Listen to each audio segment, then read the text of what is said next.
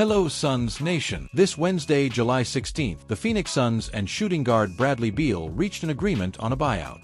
It was an amicable separation in which Beal gave up approximately $13.9 million of the $110 million remaining on his contract, originally signed in 2022, worth $251 million over 5 years, and including a rare no-trade clause. Beal arrived in Phoenix in the summer of 2023 as part of a trade with the Washington Wizards that also brought Jordan Goodwin and Isaiah Todd in exchange for Chris Paul, Landry Shamet, and multiple draft picks. The plan was to form a Big Three alongside Devin Booker and Kevin Durant, under the ambitious vision of team owner Matt Ishbia. However, the roster failed to deliver. In the 2023-24 season, the Suns went 49-33, barely made the playoffs, and were swept by the Minnesota Timberwolves in the first round. In 2024-25, the team dropped to 36-46 and missed the postseason. Beal played in 53 games each of those 2 seasons, not surpassing 60 games in any of the last 5 years, averaging a modest 17.6 points, 4.3 assists, and 3.9 rebounds, far below the level he had with the Wizards. In addition to constant injuries that limited his availability, there were reported frictions with head coach Mike Budenholzer, who even brought Beal off the bench for 15 games. The partnership never clicked, and the project ultimately failed, an attempt to force 3 stars together without depth or cohesion, leaving the Suns trapped in one of the league's highest payrolls, literally paying half the roster for a single position slot. Beal's deal was widely regarded as the worst contract in the NBA, with many calling it one of the worst in league history.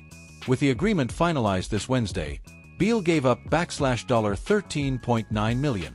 The Suns will apply the waive and stretch provision, spreading the remaining $96.9 million over 5 seasons. This results in a cap hit of approximately $19.4 million per year through 2030. As a result, Phoenix drastically reduces its financial burden, saving between $176 million and $200+ million in luxury tax and repeater tax. The immediate impact is falling below both luxury tax aprons, restoring access to the mid-level exception, allowing the team to aggregate salaries in trades, trade future picks, including the 2032 pick, previously untradeable, and open up roster flexibility for rebuilding.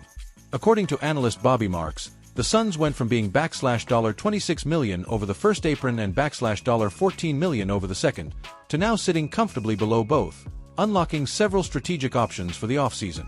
With this tax relief, the Suns are now free to use the taxpayer mid-level exception to sign veterans or targeted role players. Rebuild trade structures involving players and picks without severe restrictions. Rebalance the rotation, potentially adding guards or wings who complement Booker and Jalen Green in the rebuild. General Manager Brian Gregory will now have renewed freedom to reshape the roster according to the new vision, now with Jordan Ott as head coach, replacing Budenholzer, part of the broader overhaul led by Ishbia following the team's recent decline. Following the buyout, Beal quickly signed with the Los Angeles Clippers on a 2-year, $11 million contract with a player option for the 2026-27 season, giving him the chance to hit free agency again in 2027.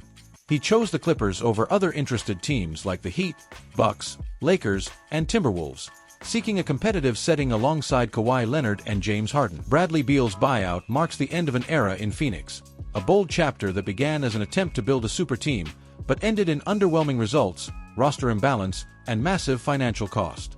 Now, with over $200 million in luxury tax savings and significant relief from roster constraints, the Suns are ready to launch a new project, more fluid, more balanced, and better adapted to the modern NBA. As for Beal, it's a fresh chance to revitalize his career in a more competitive and less financially pressured setting, likely serving more as a complementary scorer rather than a franchise centerpiece.